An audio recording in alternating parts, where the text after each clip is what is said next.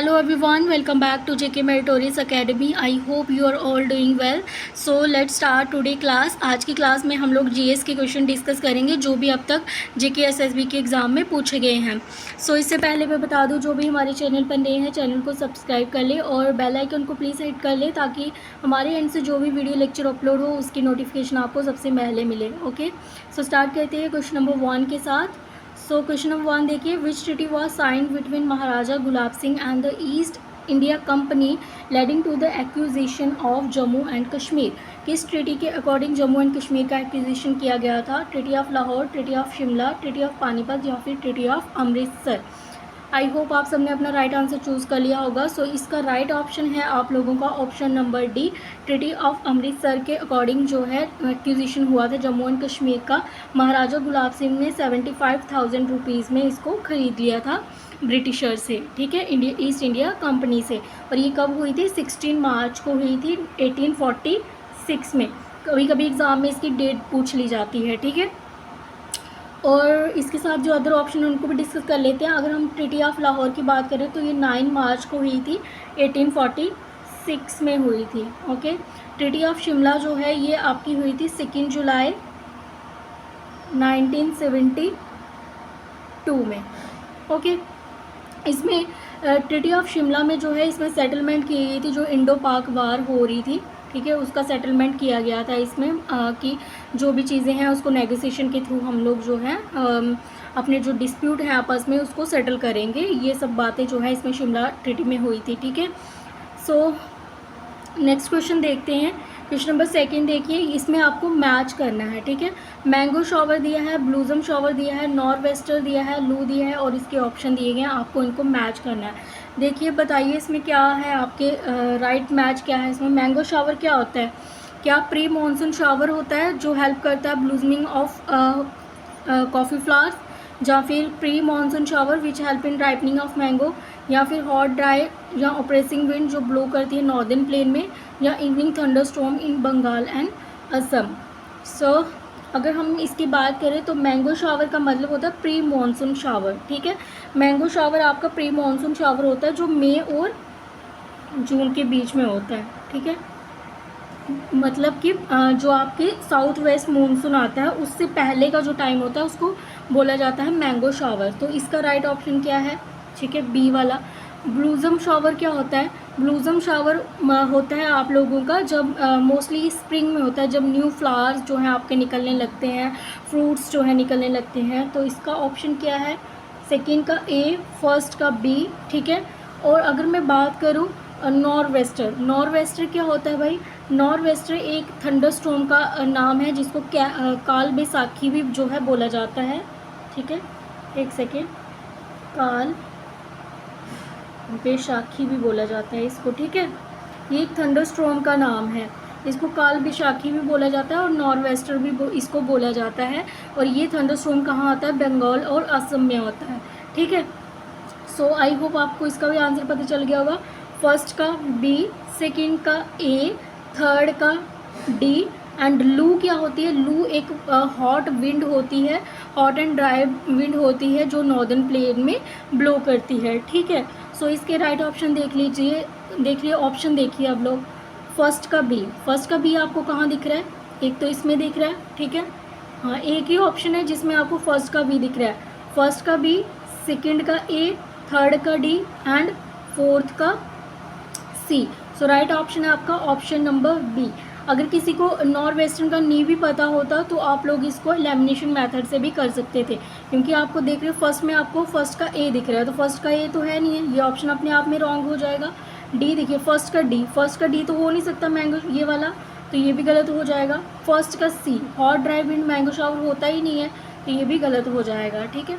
आप लोगों को अगर मान लीजिए आपको कुछ क्वेश्चन पूछा जा रहा है, स्टेटमेंट बेस्ड है और आपको ऐसे दिए गए हैं कि आपको करेक्टली बताना है कि कौन सा पेयर करेक्ट है, तो आप लोग क्या कीजिए, आप लोग सबसे पहले जो है अगर आपको उसमें से कोई पॉइंट नहीं भी आता है तो आप लोग एलिमिनेशन मेथड से जाइए, चीज़ों को एलिमिनेट कीजिए, फिर आप क्वेश्चन को ढूंढिए कि उसका राइट आंसर क्या होगा, ठीक है.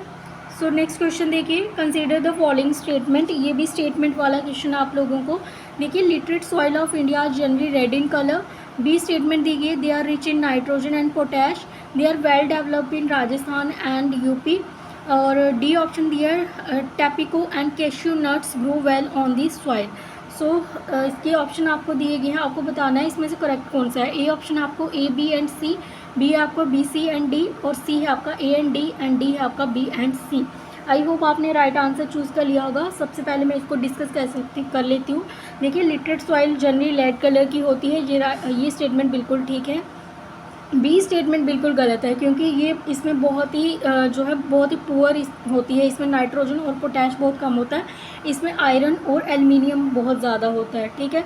और सी ऑप्शन भी इसका गलत है कि ये राजस्थान और यूपी में पाई जाती है, ठीक है। राजस्थान और यूपी का जो है एक डिफरेंट जोग्राफिकल कंडीशन है वहाँ की, तो वहाँ पे ये नहीं पाई जाती है सॉइल। जनरली जो है राजस्थान में हम देखें तो ब्लैक सॉइल जो है ये पाई जाती हैं वहाँ पे।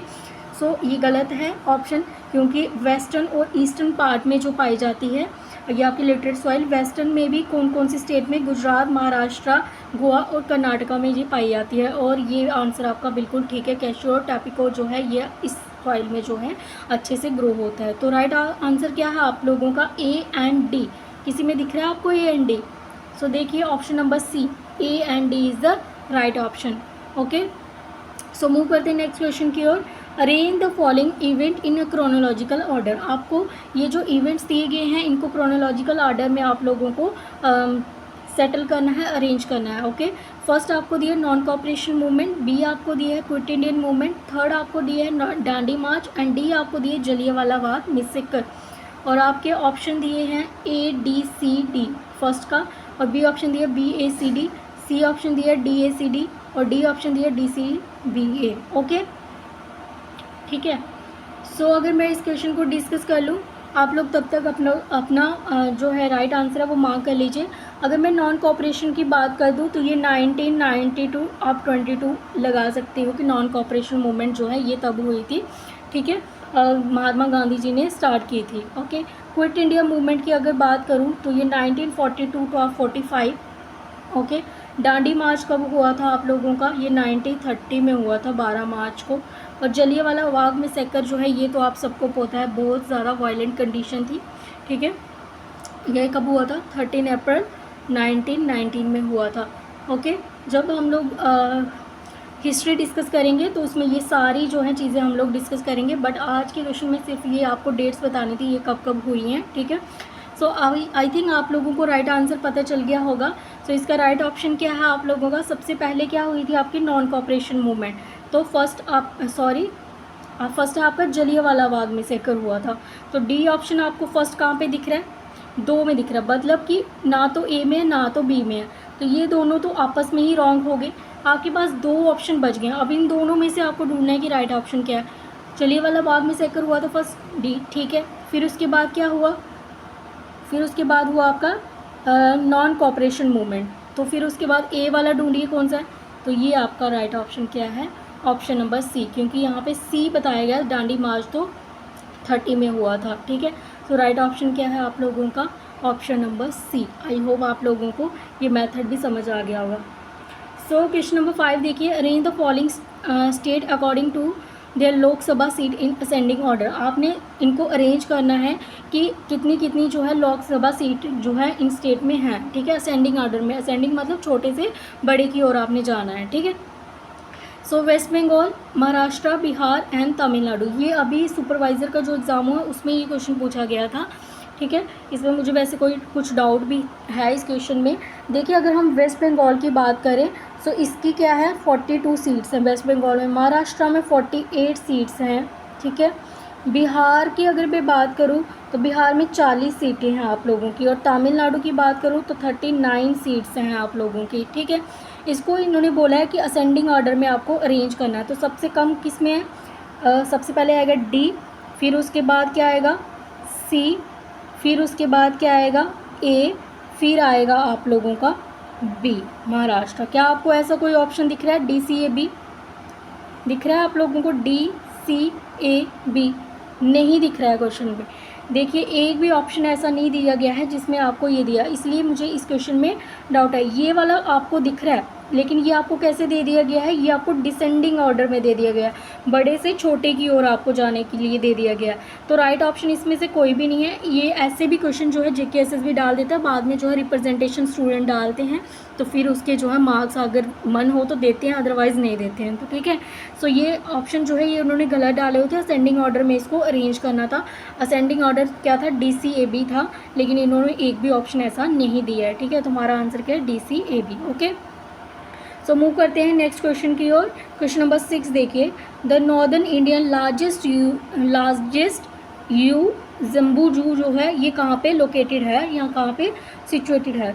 जम्बू जू जो है आपकी ये कहाँ पे लोकेटेड है आपको बताना है। उधमपुर में है ये जू, या फिर श्रीनगर में है, पहलगाम में है, या फिर नगरोटा में है। सो आई होप आप सबने अपना राइट आंसर चूज़ कर लिया होगा। सो इसका राइट ऑप्शन है आप लोगों का ऑप्शन नंबर डी। ये आपकी नॉर्थ इंडिया की सबसे लार्जेस्ट जू है जिसका नाम है जम्बू जू। ठीक है, ये नगरोटा में है। नगरोटा कहाँ पे आता है, JNK डिस्ट्रिक्ट में ही ये एक टाउन है जहाँ पे आता है। ठीक है, सो मूव करते हैं नेक्स्ट क्वेश्चन की ओर। क्वेश्चन नंबर 7 देखिए, name the governor general who abolish sati in 1829। आपने बताना है कि जब सती सिस्टम को अबॉलिश किया गया था 1829 में, उस टाइम पे हमारे गवर्नर जनरल कौन थे। ठीक है, फर्स्ट ऑप्शन आपको दिया गया है लॉर्ड क्लाइव थे, लॉर्ड सर्जन थे, या फिर लॉर्ड बेंटिक थे, या फिर लॉर्ड डलहौजी। यहाँ पे लॉर्ड डलहौजी है भाई, लॉर्ड डलहौजी। ठीक है, और लिख दिया गया है। ठीक है, सो आई होप आप सबने राइट आंसर चूज़ कर लिया होगा। आपको पता है सती सिस्टम जो है ये अबॉलिश किया गया था 1829 में। ये बहुत टाइम से एक पुरानी प्रथा चलती आ रही थी हिंदूज़ में, कि जब एक हस्बैंड की डेथ हो जाती थी तो उसकी वाइफ को जो है उसके साथ ही जला दिया जाता था। तो इस तरह की ये एक बहुत ही स्पिरिचुअल था उनके लिए, मान सकते हो आपके उनके रिचुअल थे। ठीक है, हिंदू मैथोलॉजी के अकॉर्डिंग। सो ये जो है एक तरह से कंसीडर किया गया कि ये गलत है, एक ज़िंदा इंसान को आप लोग जिसकी डेथ हो गई उसके साथ जला रहे हो। ठीक है, जो इंसान जो ख़त्म हो गया उसकी तो बात अलग है, चलो वो तो ठीक है, लेकिन अगर साथ में जो एक ज़िंदा इंसान है आप उसको भी उसके साथ जला रहे हो, तो इस सिस्टम को जो है ये ख़त्म कर दिया गया, क्योंकि बोला गया ये बहुत ही गलत सिस्टम है। राजा राम मोहन राय और लॉर्ड बेंटिक जो हैं इन्होंने एक साथ मिलके जो है इस सती सिस्टम को अबॉलिश कर दिया था। ठीक है, सो राइट ऑप्शन भी आप लोगों को मैंने मार्क करके दे दिया। ठीक है, सो नेक्स्ट क्वेश्चन देखिए, according to Koppen classification of climate Ladakh is. ठीक है, कॉफिन जो है उनकी क्लासिफिकेशन के अकॉर्डिंग लद्दाख का क्या क्लाइमेट है, क्या क्लासिफिकेशन, DWD है, DFD है, या फिर CF है, या फिर BWK है। सो इसका राइट आंसर जो है वो है आपका ऑप्शन नंबर ए, DWD। इसका मतलब होता है कोल्ड एंड ड्राई क्लाइमेट। ठीक है, सो जब हम लोग एक आपके लिए लेक्चर ले आएंगे कोफन क्लासिफिकेशन के रिलेटेड, उसमें सारी जो है चीज़ें डिस्कस कर लेंगे। अभी के लिए सिर्फ आप लोग याद रखिएगा कि लद्दाख में जो है क्या है, उसके अकॉर्डिंग DWD है। ठीक है, नेक्स्ट देखिए क्वेश्चन नंबर, एक सेकेंड, क्वेश्चन नंबर 8 देखिए, the wettest place on earth is. सबसे वेटेस्ट प्लेस कौन सी है अर्थ पे, उसका नाम आपने बताना है। आपको ऑप्शन दिए गए हैं मौसरम, या फिर अमेज़ोन, या फिर वेस्ट बंगाल, या फिर अंटार्कटिका। आई होप आपने इसका राइट आंसर चूज़ कर लिया होगा। सो इसका राइट ऑप्शन है आप लोगों का ऑप्शन नंबर ए। मौसरम जो है ये एक टाउन है आपका मेघालय में। ठीक है, मेघालय में है ये। ठीक है, तो ये सबसे जो है वेटेस्ट प्लेस मानी जाती है अर्थ पे, क्योंकि ये मैक्सिमम रेनफॉल जो है ये रिसीव करता है ये टाउन। ठीक है, क्वेश्चन नंबर नेक्स्ट देखिए, question number 9, silk the natural form of fibre is obtain from. Silk एक नेचुरल फाइबर है जो आपको कहाँ से मिलता है ये आपको बताना है।